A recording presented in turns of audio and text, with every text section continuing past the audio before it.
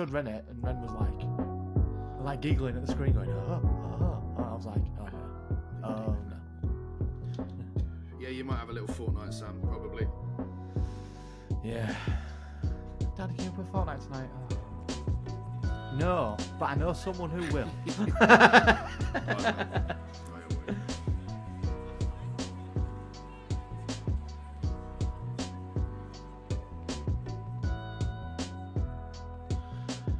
Hello and welcome to another episode of Code and Colour. Here we discuss all things animation, video games, and digital drawing. I am your just old, I feel old now, host, Tyler. And I am your older host, Josh. You are old. You are older. That is in fact. But how have you been, buddy? I've been good. Yeah. I've been playing a little indie game from a little indie studio. It's called Red Dead Redemption 2 in the wake of the GTA 6 trailer coming very soon. I've been playing a bit of that, and I've been... What else have I been doing? I've not been doing a lot. I've just been doing a lot of gaming. I've been procrastinating a lot. That's what I've been doing. I've been like, you know what? I need to do some drawing. I need to draw. And just been like, sitting on Pinterest. And, you know, looking at stuff and trying to get some sort of creative juices flowing. But really, no, I've just been gaming, playing PlayStation or playing PC games. Cyberpunk, I've been playing a lot of that. But yeah, mostly just... procrastinating, yeah. That's been my thing of the week. If I get home and I'm like, you know what, I'm gonna iPad out and start drawing, I'm like, I think I'll come into it for a bit, you know. And then I go to sleep. So yeah, this will be the start of me actually doing some motions forward. But yeah, just in my little spare time, I've been playing a bit of Red Dead, and nice. I had a mild panic the other day where I was like, started the game. And I completed the game, you know, and I've done everything in the game. Like all the challenges, I'd just done everything. And then I started the game, and I was in the snowy part, and I was like, there's a lot of my life I'm giving up right now to redo this game again. Because it is a mammoth. Yeah, Red Dead is big. Yeah. And it's just like, it's not even like... I think I'm just going to chip away at it slowly. Yeah, it's not even like it's like a real like in depth, like there's so many 10,000 different things to do. It's just a slow game. It's a slow burner. Like everything you do is slow. So like you could be spending. It isn't. Yeah, but you could be spending like say for instance you want to like hunt for like pelts and stuff. That gotta take like 4 or 5 hours to hunt like a few wolf pelts. You know, pristine ones, and you got to get the materials to do it. And it's one of those, but it is a phenomenal game. Phenomenal. Yeah, what about you? It still leagues above everything else out there at the moment. I'm not too shabby. What have I been doing? Jesus, mother of God. So I have been playing. Yeah, I've also been playing Red Dead 2 as well. Decided to replay it. It's funny that we both. Well, I think I told you I bought it, and then you were like, "I've done it as well." So I was like, "Brilliant." So yeah, I just been playing that, but not a lot because Fortnite. As always, Fortnite. I've done no drawing, nothing. I guess I've been procrastinating as well. Not really been doing a lot. I think I could do a lot more, but there we go. Fortnite had their end of chapter event yesterday, which revealed so much actually. That game. It's like the gift that keeps on giving. It's just like, it's one of those things that I know people like to bash, but it's a game that people need to be taken seriously. I'm not even joking. Like, Fortnite is doing things that games have never done before, and they're collaborating with Lego, of all people. Like, I know we've had Lego games in the past, but they're creating an open world survival game in the style of Fortnite, but it's Lego. As a free additional game to the Battle Royale game, as well as they're doing a racing game that's accompanied by Rocket League, and they're doing so it's a Rock Band technically game in in company with Harmonix, which made Rock Band initially. They're just becoming this platform that's just leagues Just keeps above the getting better. rest. It's just insane, and it's all free. And I just think, what? It's mad that a game that's free is making this much money. One thing I'd like to address, which I forgot I'd actually been watching it, is I'd watched a TV show called Invincible, and I'm guessing you watched the same show as well. I've not watched the second season yet. Second season's phenomenal. But my gripe with this and with TV shows around the world that do this, I woke up the beautiful last Friday morning being like, new episode of Invincible. Episode 4's just dropped last week. Oh, the season finale. It wasn't even season finale. It's like a mid-season finale. Like, Yeah. they're going to drop the other 4 episodes like 3 months from now or whenever. And I'm just like, what are you doing? Why? Yeah, it is a trend. That Why? Well, it is testament to how good it is, but I don't want this to become a trend. Like, I don't understand it. I just don't understand why. Like, we waited 3 years for a second season of Invincible. We've got 4 episodes, and you're gonna have to wait another 3 months for the next 4. It's like, yeah, I don't understand the point. Why? Like, and it's annoying for people that do like. It's annoying for binge culture because we created a binge culture, and then people wanted to start moving away from binge culture again, and it's like, you can't do that.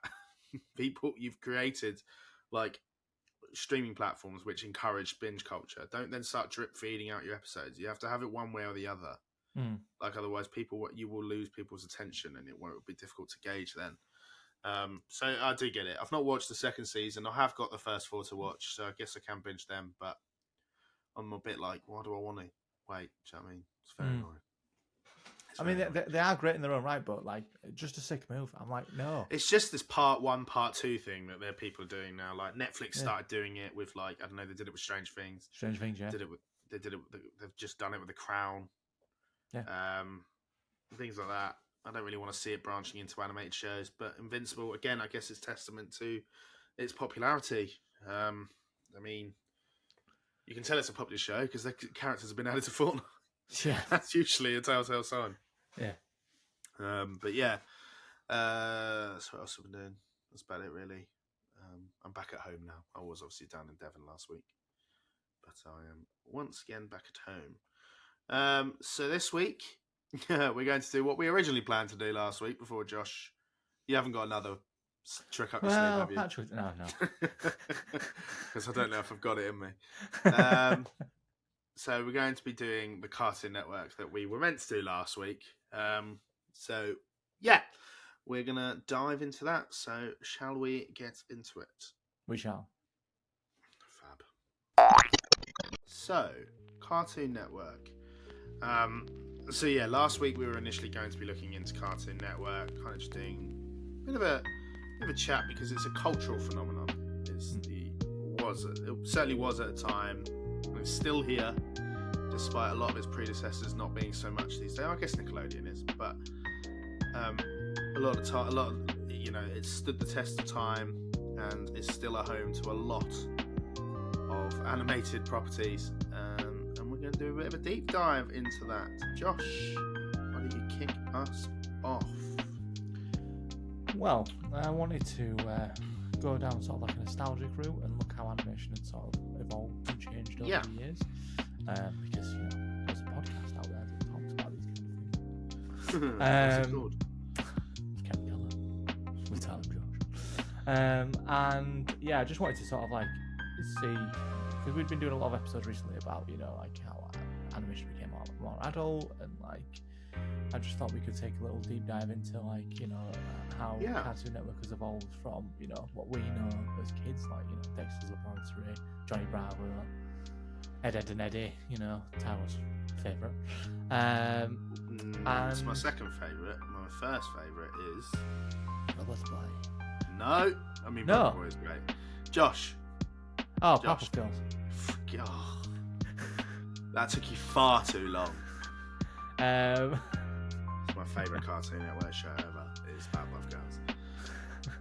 And so just seeing how it sort of animation had evolved and where we are at today, and see, you know, just take a little trip down memory lane with it. I actually did my dissertation on Powerpuff Girls. Because I did a dissertation on the representation of the devil, and obviously him, the character him, who's the devil in Powerpuff Girls, and he's like, yeah, I love him. He wears the high heels and he's got his high pitch. I just love him so much. Yeah, I did a lot about him.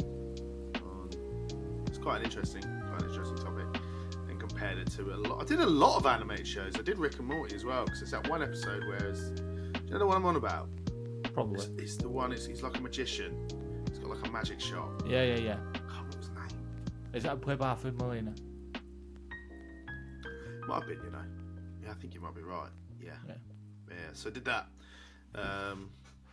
I love Powerpuff Girls, and I love a lot of the earlier styles. Obviously, Gendy Tartakovsky, I think that's his name. Yeah. I'm going to say Tartakovsky. I'm going with that. He obviously had a lot of influence on a lot of the earlier shows. I don't know if he did Powerpuff Girls, but he definitely did Dexter's Lab. Josh, are you Googling that, or are you... I googled Mr. Needful, Rick and Morty. That's it, Mr. Needful. Yeah, I did him in my thing.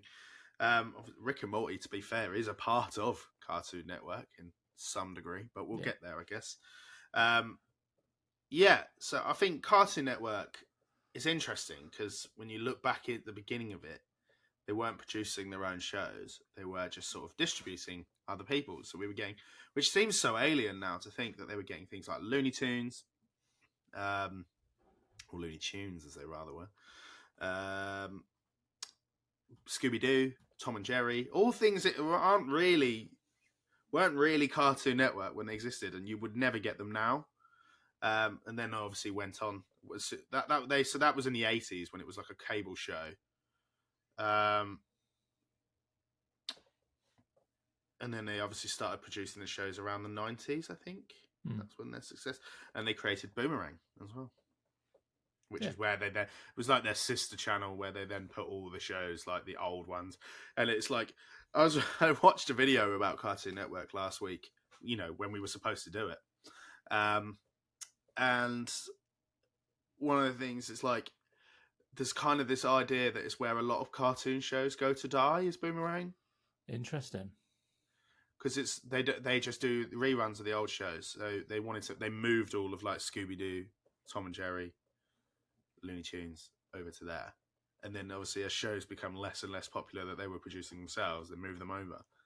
So, but then I don't think Boomerang's still around, is it? I don't think so. I don't think Boomerang exists. Let's see if it does. I think Boomerang is a thing of the past. It's like a childhood. Boomerang. I think it is. No, I think it is still Boomerang a thing. TV? Yeah, I think so. Yeah. Wow. Okay. Well, there you go. The more you know. I did used to love Boomerang, to be fair, but then I guess at the time I never really thought of it being a rerun channel. It's kind of odd to think that, really. Yeah. There's a lot of the thing I like about the old sort of style of Cartoon Network was that felt, and I was actually talking about it off air with you about that feels like there's a very much a similar animation style between each property, and it all seems like I guess you can see the movement in eras, right? Like the art style has changed and evolved in Cartoon Network very much. It's very frivolous in that kind of world, I guess. So if you had your Johnny Bravo's, your Dexter's Lab, Ed and Eddie, Powerpuff Girls. Those are all very similar in style. Lots of very thick black lines used in a lot of the artwork. Professor Utonium having like an angular face. You know? Yeah. And all the tall people being only seeing their legs. Yeah. and like Dee Dee from like Dexter's Laboratory just being like all legs. All leg, yeah. Yeah, just entirely. And you could see that that's certainly changed a lot over the last few years. You know, what we're getting now. Adventure Time, the regular show. Yeah. Grim Adventure, Bill and Man. I guess that was kind of halfway. Teen Titans, things like that. Oh, man. All big eyes, bean-shaped heads, like big smiles, and like their heads are all like, I want to say, Yeah, like, I yeah. don't know, like they got big chins and I think small what heads. makes Cartoon Network interesting for me, and I think this is something that has been persistent, is that they create cartoon characters that are something that we wanted to work on when we did character design Mm. a while back. They give them they're they're instantly recognizable. Like you look at Dee Dee, if you saw an outline of her, you know it's her. Yeah. And the Powerpuff Girls, like they are the most iconic. I think they're one of the most iconic designs for cartoon characters ever. Bar maybe like I don't know the Looney Tunes. They're the only Mm. other ones I would say that are probably as iconic. But you just a lot of those like they had a very. I think they still have a style. It's obviously adapted and changed over time, but I think all of their human characters never look entirely humanly proportionate. Whereas when they were distributing things like, I don't know, say Scooby Doo, right? Mm. They're not exactly, there's nothing exactly exciting about the particular design of the four humans in that. Like they're very much proportionally human. Yeah. Like, and their eyes didn't look, none of their facial features looked. I mean, don't get me wrong. I'm not denying that that the mystery gang are not iconic because they're obviously iconic, but they, I think they're just iconic for being, so famous and it was such a witty show at the time. Yeah. Like yeah, if Whereas, you just had like Scooby Doo, you can have a silhouette of the Mystery Gang and you can know that it is them, but like just because of the shapes and size and proportions of like the Powerpuff Girls with the big round heads and the giant eyes, yeah, they're like you know who more they are. more recognizable, You know in exactly that who they sort of are. sense. And that's why I think Cartoon Network was always a success because it had a blueprint and it stood out and it Mm. created characters that felt unfamiliar but also so familiar. Do you know what I Yeah. mean? Like they're so instant, they were so easy to connect with, and yeah, they were a caricature of real life, Yeah. but it had a semblance of real life at the same time. And when they added things to it, like when you started adding like Courage the Cowardly Dog or Cat Dog, I think was one of them. Yeah, You started adding was different. Cat Dog was Cat Dog Cartoon Network? I feel like it should have been. Carry on, and I'll Yeah, have a have look. a Google. Or Ren and Stimpy, and what No, is it? Cat Dog was Nick. Was it Nick? Oh well, Nickelodeon. in Nickelodeon. there was cow and chicken, wasn't there? Yeah, Yeah, and it all felt very sort of like there was never something that came during that period, like the 90s and early 2000s, that just sort of like was so vastly different. It was like yeah. it was all very much in the same, like shared universe kind of stuff. And before the Marvel universe was making billions of it, Cartoon Network was already doing it and having things that be in a sort of shared universe because it was a similar art style, because it was a similar premise. You could bounce from each one of them and enjoy them. And I Mm. feel like that today has been lost. While you have got a similar art style, a lot of these TV shows are so far like different from each other that I you think either like one or the other kind of thing, and be Yeah, in I with know it. what you mean. I know what you mean. I think a lot of that problem, comes from, the animation industry is not what it used to be at all. I think No, it's certainly evolved. People want to combine, like, if you look at sort of a lot of the films that we're seeing, since Cartoon Network started, or a lot of the shows we're seeing, we're seeing a lot of 3D animation now, which is something that wasn't existing. And don't get me wrong, there's like things like Spider Verse or Puss in Boots or I don't know, Ninja Turtles have proven that there is a way to do 3D animation that makes it feel interesting and stylized. And obviously, when Toy Story came about, that was obviously ahead of its time and was amazing. I think Pixar have definitely fallen into a rut and it's just churning out something that they think is working. I don't think that's their fault. That's probably the Disney machine. But there we go. mm.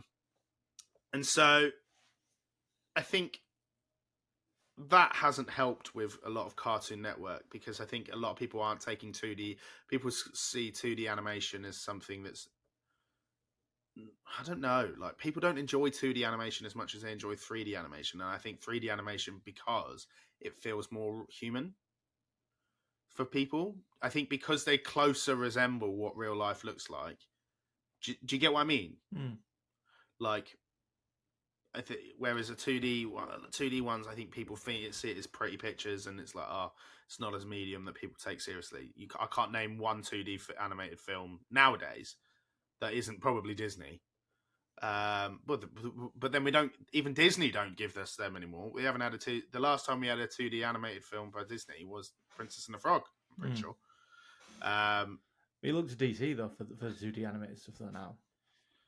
yeah, Like but then Superman and Batman, Public Enemies, they're yeah, I all guess so. 2D. I think, and it needs. I do think 2D animation needs to make a comeback, but I think the technology is gearing towards 3D animation, and I feel like we've never really got much of that at Cartoon Network. Mm. And so I think that they've always felt like they're falling behind.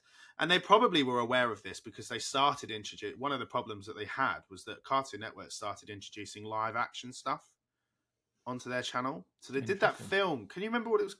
It was it was a TV film on Cartoon Network, and I want to say it's like something like Reanimated. That's what it's called. Hang on. Ah, what is it called? That's going to annoy me.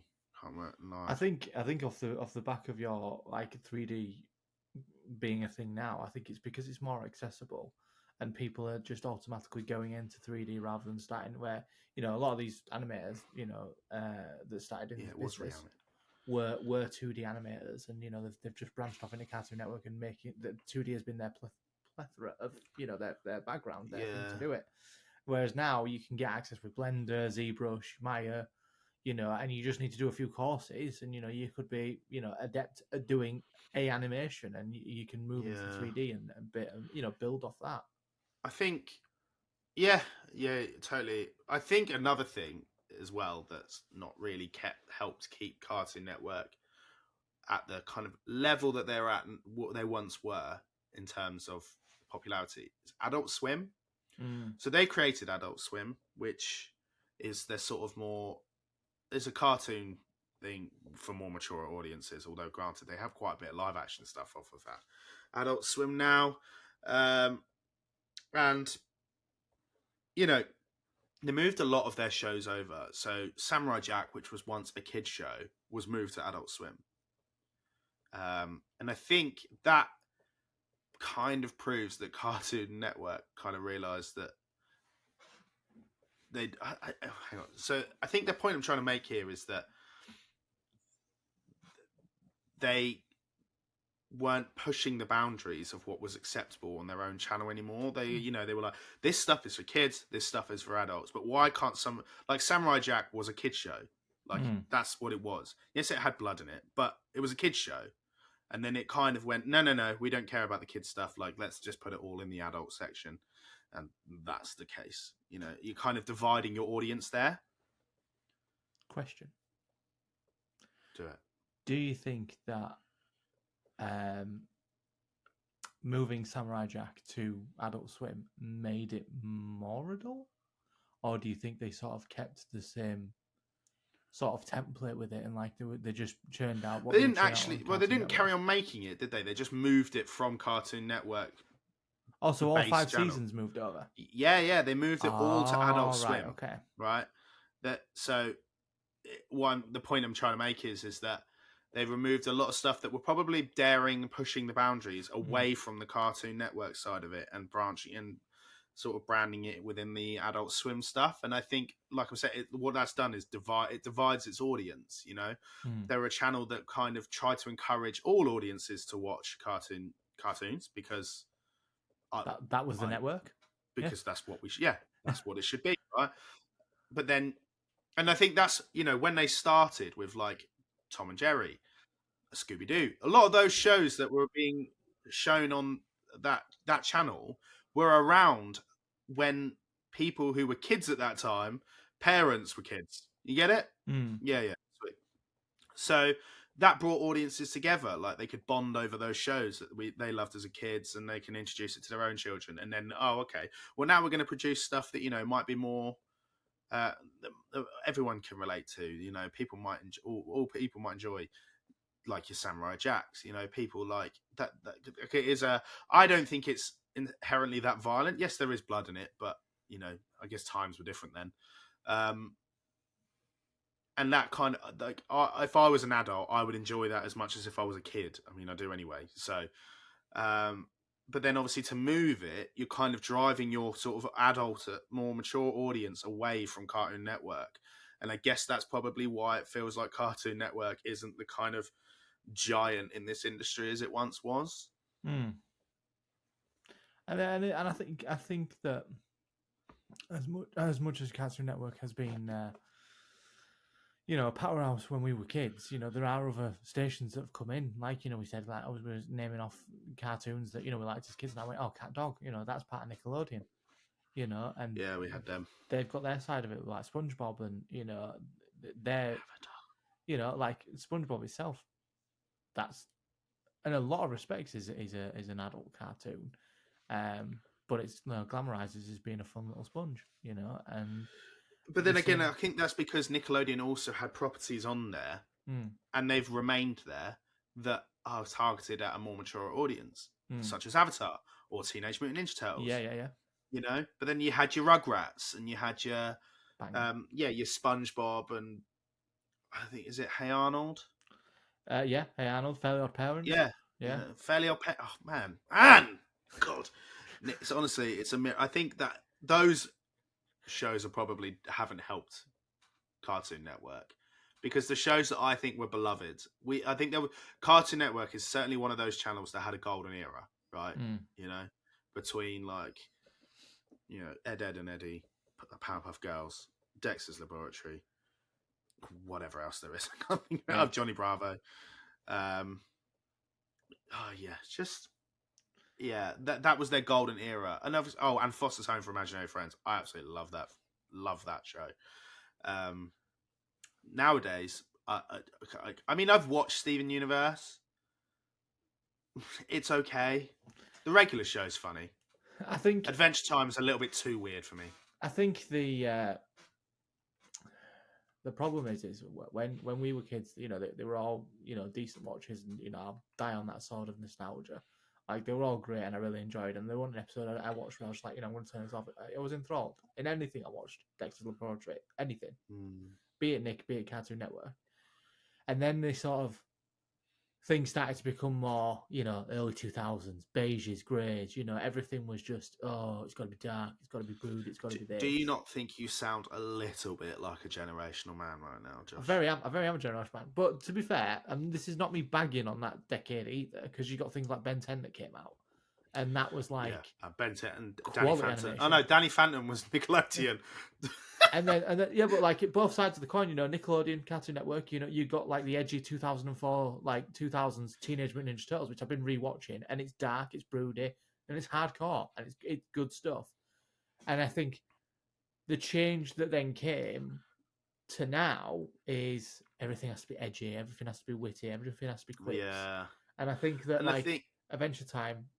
I think Adventure Time has overstayed its welcome 100%. Regular show. I watched an episode. I really like the regular show though. That is funny. I thought it was just quippy, and I just. That's great though. But that's what Cartoon Network was. It was a quippy channel. Like, I think regular show is very much a resemblance of an era of what was funny about Cartoon Network. Like, Johnny Bravo was a very quippy bloke. Yeah. Like, he would make his quips, and everyone would be like, "That's funny." Johnny Bravo's not funny in 2023. No, definitely not. I think, no, he definitely isn't. Go, whoa, mama. But like, Adventure Time doesn't feel quippy. It's like, have you ever seen? I think there's a show on Netflix. It's an animated show. I think it's called Bee and Puppy Cat, or something like that. Anyway, it feels like it's one of those shows that you could see Adventure Time has influenced massively, and we are in this era of kind of edgy sort of, I don't want to say it, but I'm gonna, ooh animation. Do you know what I mean? Yeah. And I'm a bit like, it's exhausting. Even like the art style of Adventure Time, I'm just like, no. I don't mind Adventure Time. Like, Lemon Grab makes me laugh, and like some of it is funny, but yeah, I could never get on with Adventure Time. It had an audience. I think it's a very niche audience, which again I think very much gatekeeps an audience.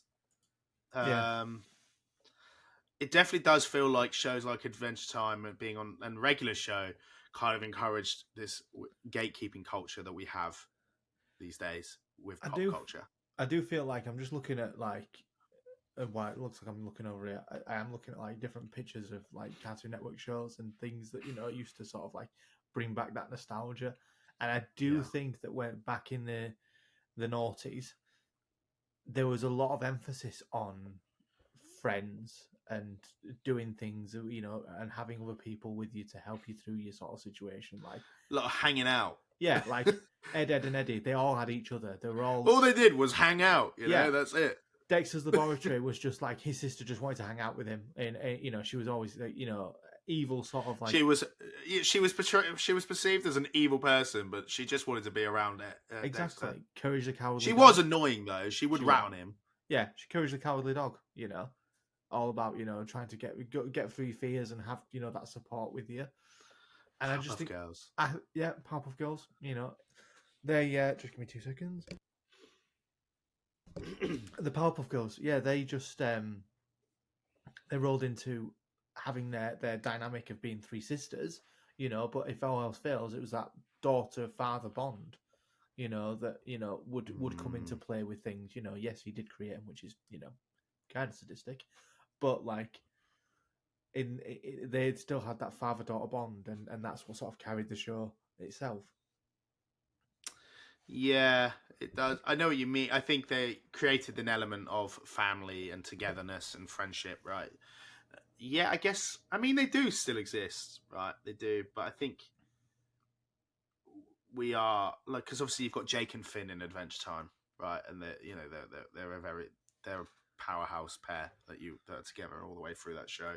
I can't remember the name of the 2 characters in regular show, but again, they do everything together. I do know what you mean. I think it is just kind of trying to be a little bit more like out there. And I think that, you roll with the punches, you roll with the times. Like things do change.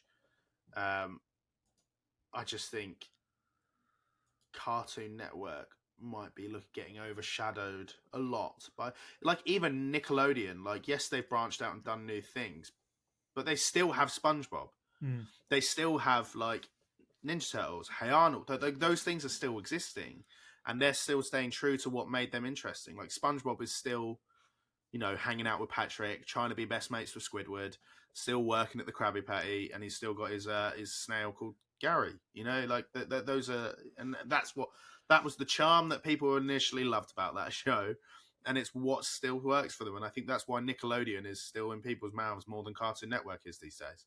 Yeah, and it's films have been branched off because of SpongeBob. Oh, yeah, but that most recent SpongeBob movie is god awful. 3D SpongeBob should not be a thing. 3D SpongeBob should not. It's like those memes. It's like 3D SpongeBob can't hurt you, and then it just cuts to a picture of like it would be 3D SpongeBob. I'd be like, oh, that is nightmare fuel. Yeah, it's like the Sonic memes, isn't it? When it's just like, oh, old Sonic can't hurt you, and it's his face. To be fair, that initial design of Sonic was god awful. That was the one day where the internet won. Yeah, they did. Everyone collectively just went, no. And yeah, fair. But fair play to the studio for that. Yeah. So I think it would be nice to see some of these studios. Like I would like to see like a resurgence of network. I think they should have a streaming platform or find a home for some of their shows. I don't know. Maybe they do already, and I don't know. So I guess a lot of it must be on HBO Max, which isn't available in this country. Breaks my soul, does that? That is a story for another day. But yeah, it would be nice to see. Like I want to watch endless reruns of, not reruns. I want to binge Powerpuff Girls. I want to binge Ed, and Eddie. I want to binge them all, and I want to show my son them all. Yeah, I think Cartoon Network. Please make a little streaming platform or something. I don't know. Yeah, if something to get excited about. Molly's watching Friends with Ren at the moment, and going through episodes of Friends, she's like, oh, he really likes. I love how you say with Ren at the moment. The guy's not even a year old. He has no idea what's going on. He laughs at the jokes that happen, and people No, he watching doesn't. on the screen. Yeah, no, he's just like, No, he doesn't. what? He doesn't, Josh. I hate to break your heart, but he's not. He's not doing that. He's getting there. But like, when he gets to a certain age, I want to like go, oh, here's Johnny Bravo. Please don't act like him in 2023 like that. But enjoy the cartoon. Or here's Dexter's Laboratory. Let's make you a scientist. And all these things are like, and then Ed and Eddie, don't be a stoner. That sort of. They definitely were. If they did like a reboot of Ed and Eddie and they're a bit older, they are all going to be absolutely off. Their eyes are going to be red. I'd love to see just like a Cartoon Network movie of just like where they are 10 years later, and like like Dexter's Laboratory's created the cures to everything, and he's just like an absolute demon, and like the Powerpuff Girls are all teenage girls, and how that would sort of like pan out, and then like Courage the Cowardly Dog, he's like on his last legs because he's in dog years. Be sad, happy, enjoyable. But then you just see like all these different dynamics, and I'd love to see like an animated version of that, like all these characters years on. That'd be really good. Johnny Bravo's definitely in prison. He's a registered sex offender for sure. 100%. 100%.